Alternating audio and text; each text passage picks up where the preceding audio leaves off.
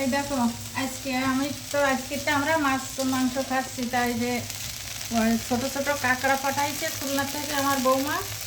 তাই সেই কাঁকড়া দিয়ে আর পুঁই শাকের বিচি দিয়ে আর ছোট আলু দিয়ে ভাজা করছি।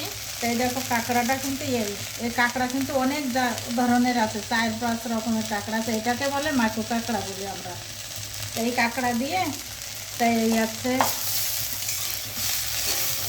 পুঁই শাকের বিচি আলু দিয়ে ভাজা করলাম কাঁকড়া দিয়ে। তা তোমরা ভালো থাকো, সুস্থ থাকো।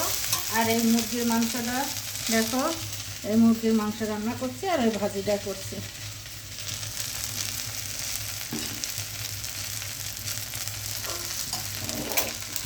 এই জন্য এখন নামাইও দেখাচ্ছি। এটা মজার খাবার কিন্তু।